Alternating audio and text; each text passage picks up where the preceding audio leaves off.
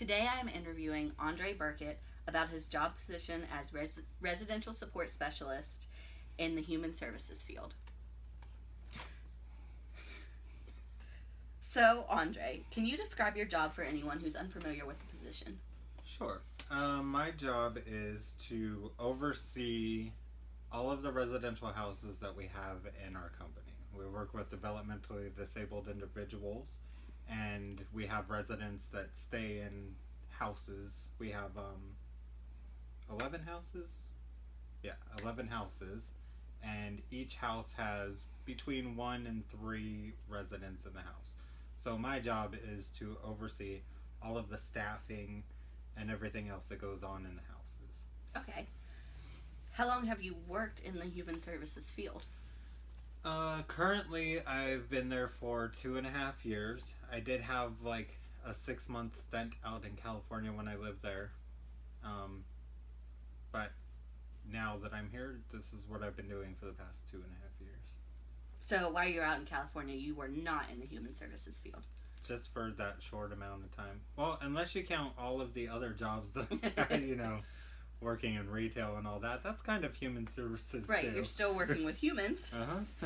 How long have you worked in the current position that you have now? The current position that I have now, I've worked in this position for about 6 months. But before that, I was the assistant to the position that I have now. So that, all in all, about 1.5 years, I've been doing this particular job. Okay. So what made you want to go into human service work? I guess it's just the fact that I love people.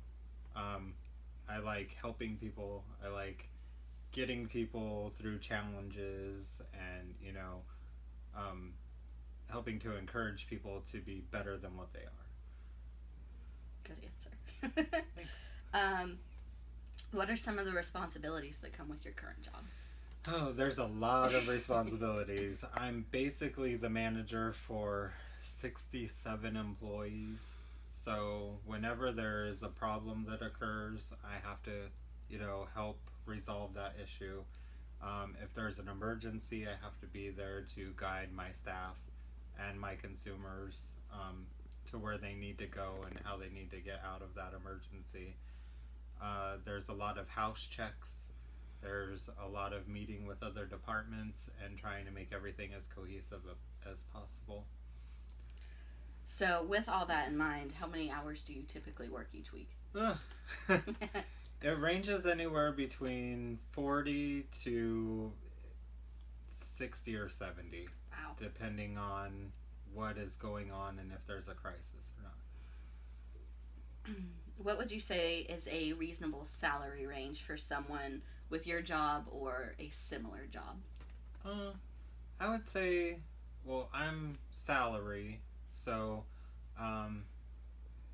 the salary that I have right now is not really acceptable, but we are a nonprofit, so you do have to take that into consideration.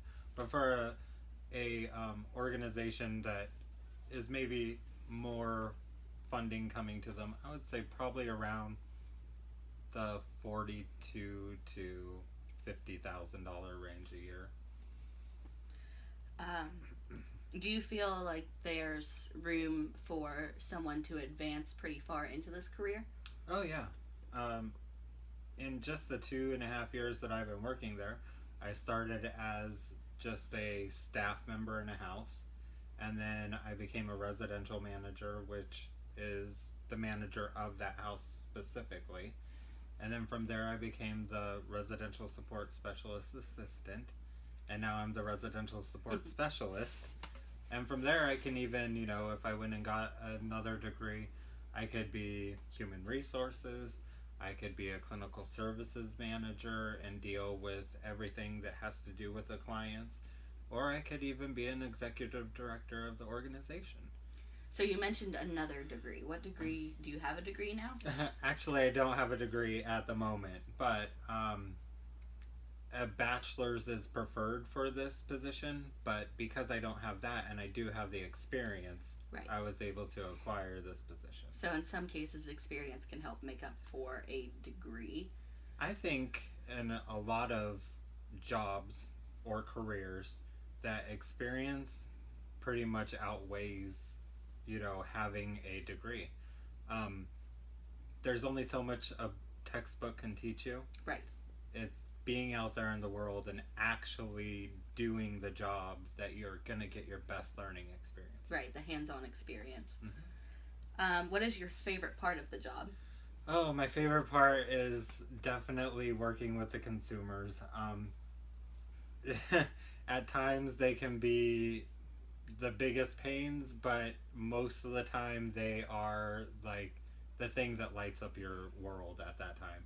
You could be down in the dumps on a given day and see a consumer that is always just so happy and willing to see you and is always like, how are you doing, Mm-hmm. and it'll just lift you right up. It's incredible what these guys can do, even though society says they can't. And you can probably guess my next question, which is, what is your least favorite part of the job? The least favorite part of the job has to be that you really have no control over what's going to happen next. You know, you can have plans to go out and do something, and then all of a sudden there's an emergency, and then it's just so chaotic that you're ending up having to take somebody to the hospital or having to work over because somebody, I don't know, sprained their ankle or something, it's just, there's just no guarantee that you're gonna get the time that you think you are. With the unexpected, is there ever times where you want something for a client or consumer and then the consumer can't get what you think they need or deserve? There's a lot of times that happens, and that isn't necessarily on us. You know, sometimes consumers don't have enough money to go and do something, Right. Which is really kind of hard. That also makes it so that, they go into behaviors, and because they can't really think like we do, they just kind of lash out. So, you know, how you and I could handle a difficult situation, they cannot so much. Right. So they express it in hitting or slamming things or cussing at people or, Whatever tools they have. Right. If there's one thing that you could change about your job requirements, what would it be? Change about my job requirements. I think that it would probably have to be. This is always a hard one. Just if there were more stability. I mean, if we had more of a support system, to where, if problems do arise, that maybe I wouldn't have to be the one, or my assistant wouldn't have to be the one that has to go into the house. It's like other people could help out with that. Kind of more of a safety net in a way? Pretty much, yeah. Of course, without violating HIPAA or anyone's rights or protocol, can you tell me about one of your most memorable experiences while with this job? With our company, every year we have a homecoming event for our consumers. It's kind of like, being in high school. Mm-hmm.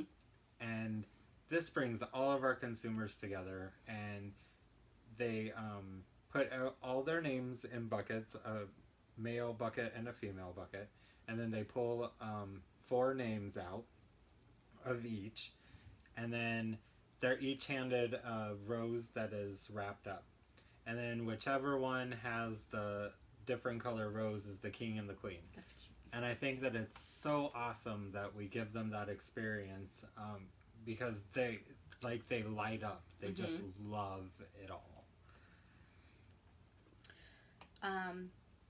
Sorry. No problem. We already talked about that one.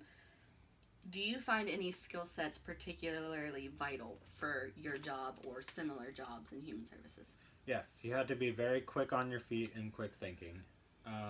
You also have to be very personable. You can't really be somebody that's going to go hide and, that's to themselves. Like, you have to be able to put yourself out there, because your consumers are going to read you, your staff are going to read you, you just really have to be upbeat and willing to put in the hard work. So, since you've mentioned the hours that you work and the hard work that goes into this job, I think I know the answer to this question, but is your job one that you tend to take home and work after hours from home? In my position, I have to. Right. In my position, I'm a 24-hour employee. So if in the middle of the night somebody ends up, getting sick or something, the staff call me, and I basically have to let them know how to handle the situation. So yes, it is very much a take-home Definitely. job. As someone with an art therapy degree, so myself, do you think your company would be a good place for a future job? I really do think so. Art is therapy, and consumers actually love, there are a lot that actually love to create. Mm-hmm. It might be a little bit harder for them, but in a behavior support position, that would be you making programs for these consumers and such. So you would actually be able to help them to, you could have them color a page, or create different things out of popsicle sticks, or Right. what Any of the crafty stuff. exactly. And we actually have a peer support program where they have craft nights, and the consumers love it because they love to work with their hands. They love creating things. They love, doing things that other people may not let them do. That's good to know. What level of education do you think people need to succeed at your place of work? I know we talked about hands-on versus book education. Well, it depends on what position you're applying for. Obviously, if you're just in a house working with the consumers, then high school diploma is all that we require, and really, that's all that you really need. Right. If you're gonna go into a behavior support specialist or a service coordinator position, then you would need, different bachelor's degrees, or maybe even associate. I think that for a behavior support specialist, you have to have a bachelor's. Mm-hmm. And specifically in the, fields of like psychiatric, psychology. I know I just said that. But also, with the arts and stuff, because you have to get creative with consumers. Right. So, for the most part, a bachelor's or higher. Do you personally plan to move into higher positions within the corporation? Oh, it's my it's my plan to take over the company. I actually would really like to go to school and get my degree, because one day I think that I would, make a pretty good executive director. I think that I have the know-how, and I am definitely personable, and I know how to talk to people, and I feel like it's more of a team. Right. And to be a great leader, you have to be able to put yourself out there, put yourself in their shoes, go and work a shift. And those are all things that I'd be willing to do. Right. So yes, I would love to move the move up the ladder, and one day maybe even run the whole business. I have 2 more questions. If you were to start over again, would you still take the human services path, knowing everything that you know now? I would just do it a little bit differently. The past 2 years have been a very big learning experience for me, and I think that if I would have known a little bit more about it before I just jumped into everything, then I would have been able to make a little more of an impact right from the get-go, instead of having kind of like feeling like a salmon, Mm-hmm. swimming upstream. But I would definitely have continued, or I would have definitely gone in this path, yes. And my last question is, do you have any final words of advice for someone who is just starting out in this field? Be prepared for a lot of hours, a lot of hard work, and also make sure that you're outgoing and bubbly and easy to approach. And also, don't just shut people down when they ask you about things. Kind of step back, think about it for a second, and then give the most honest answer that you can. Um, I think that that is the biggest problem that I see in a lot of places is that you try to come and talk to people about different issues and how you think they can be resolved, and people just want to automatically jump the gun and say, no, we can't do that. But if they would sit there and think about it for a little bit, There might be a way exactly. to actually do it. So yeah, just keep an open mind. All right, well, thank you so much for being my interviewee. You're welcome.